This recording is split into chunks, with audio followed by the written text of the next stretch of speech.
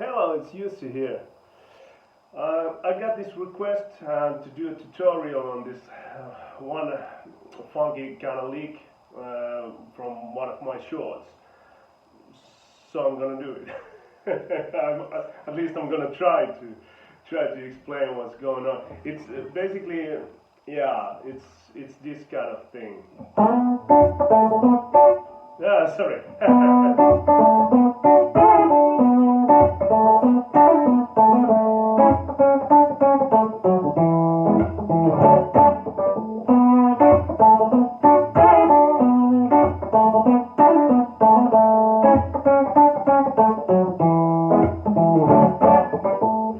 And so on.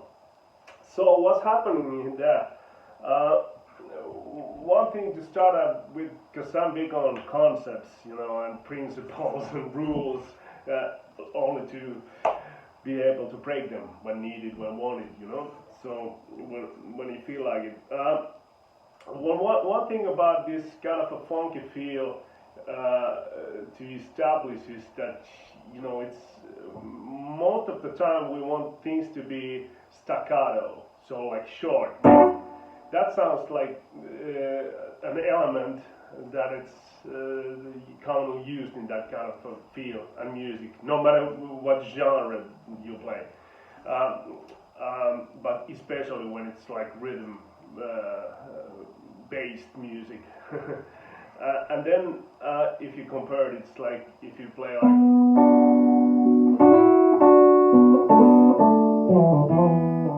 it gives a totally different vibe than a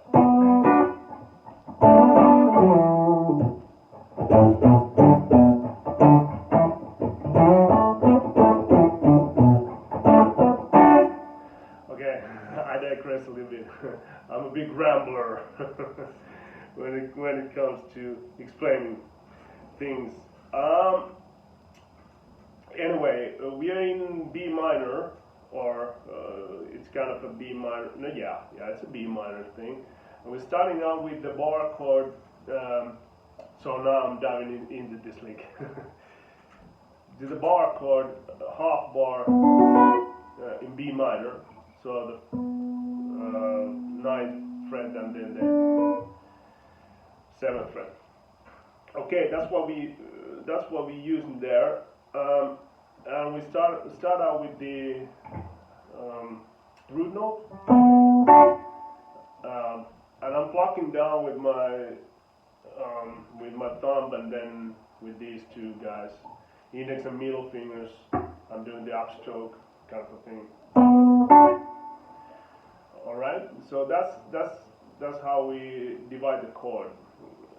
That's a useful technique for sure.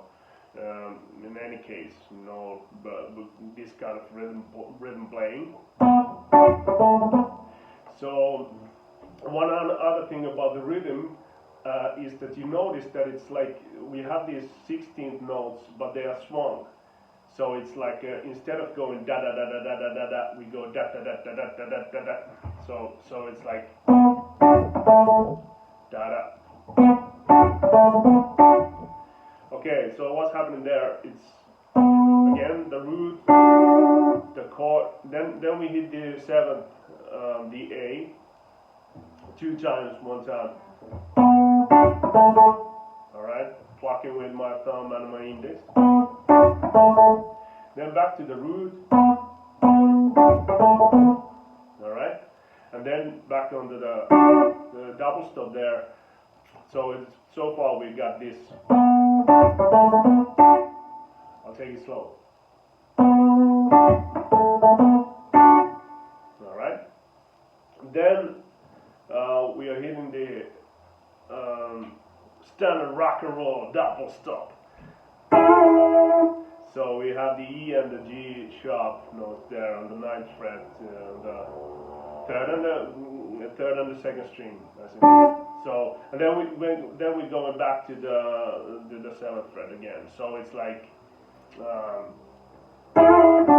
we're bending a little bit, and then we go coming back. So it's a bend and a release kind of. So all together that would be the. All right. that's the move right there. Okay, let me see.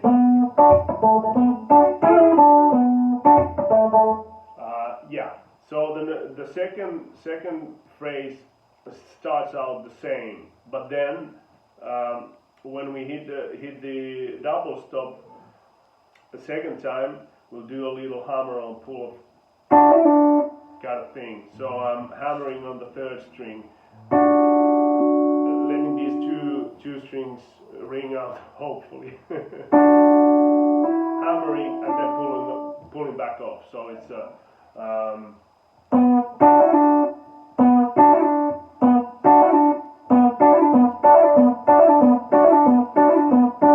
so that's the sound. And then I'm coming back to the root note, and then hammering from the seventh note, the A, back to the root note. So it's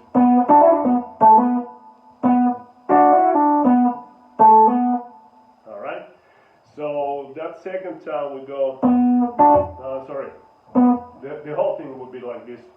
I gotta take it from the top to be able to play it.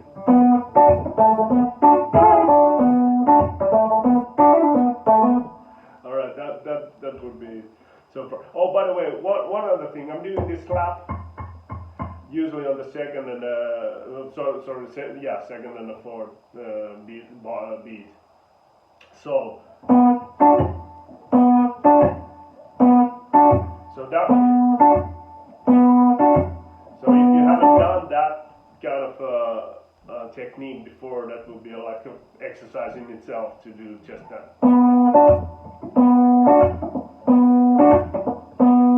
What I'm doing after that, okay, this is one other thing. This is turning out to be a longer lesson than I planned. I can see it already because we're in 8 minutes now. And I don't want to edit too much, I don't want to edit at all, actually. I'm going live here, so bear with me. If you don't.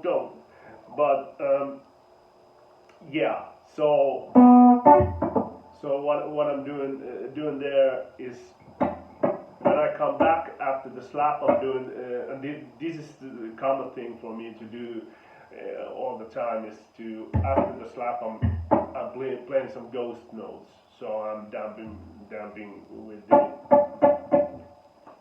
left hand not to ring those notes. So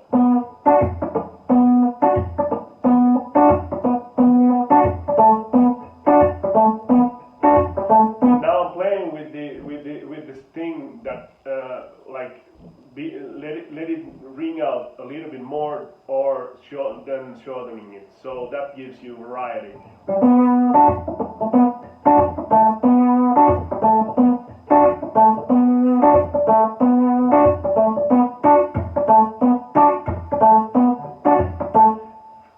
And it's so obvious.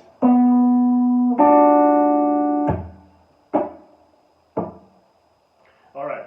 So back to the riff before I forget it altogether. So.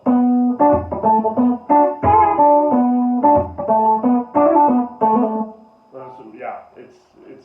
I played one note too many. It's not coming back to the A. It's staying there because the next chord will be a major chord. That's right here.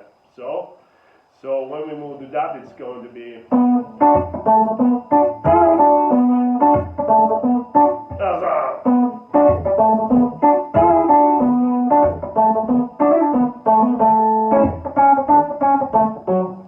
Okay, so we're hitting the A the similar way than the B minor chord. Then what we're doing is we're writing through that chord in a way, outlining the chord with some notes to giving it the melodic flavor there. So that's of course that's the C sharp. Then I'm going to the D, going back to the C sharp. Then the root note A, and then the F sharp on the fourth fret of the fourth string. So that's the line there. But then what's important there is like I'm playing every note 2 times, but the last, the second note there will be ghosted, so that gives it this staccato, the funky flavor. So basically, just it should be like you only kind of like hearing.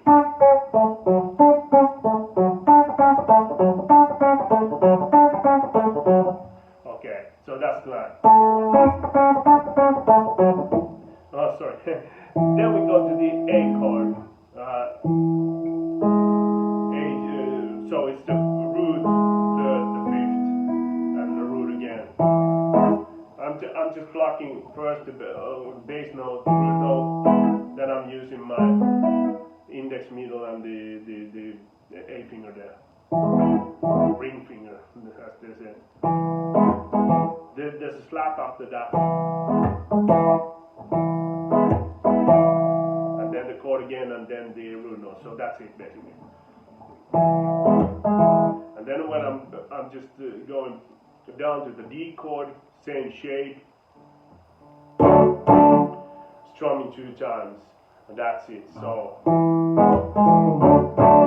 and then the last thing that we have is this harmonic, this kind of a feel, triplet feel, and it's since we are in the D chord, well, I'm fretting this. You could see it as like this, but I'm not using that. So I'm going A, D, and F sharp. So the fifth, the root note, and the third of D. So those, and then I'm hitting the A here on the fifth string, 12th fret.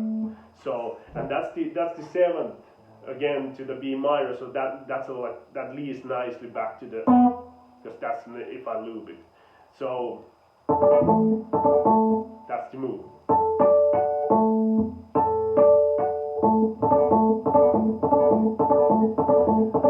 And of course, like all these elements here, if you're unfamiliar, or even if you are, these little snippets are good exercises in themselves. So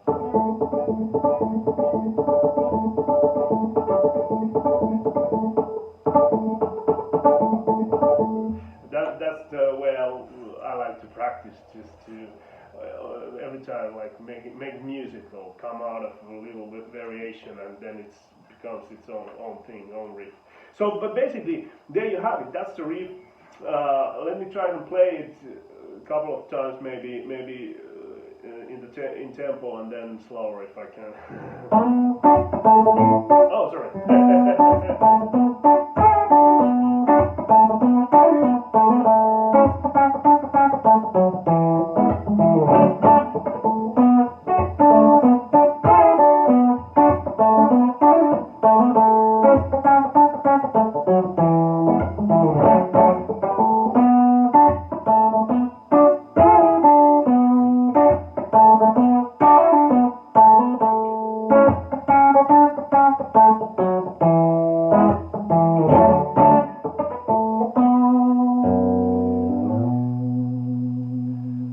There you have it.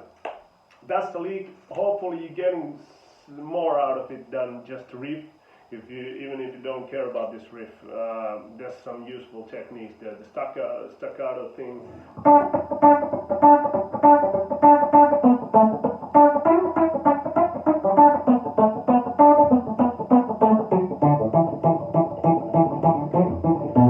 And then of course the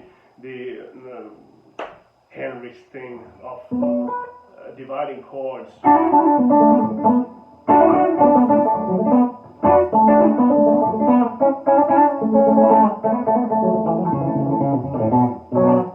So always great for rhythm playing.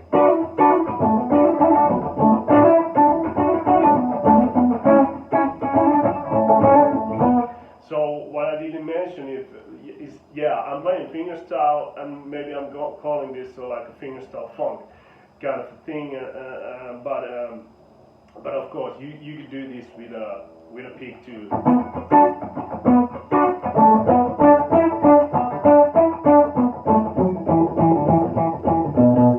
All right. So got those kind of things.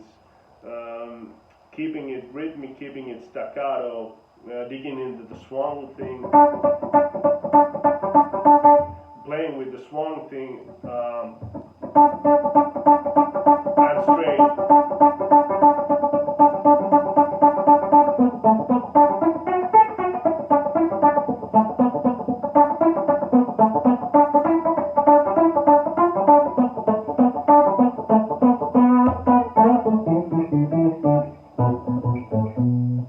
Okay, maybe I just gotta end this before I go on too long. Hopefully you find this useful in some way, and let's see what we come up with next. Yeah, alright, bye.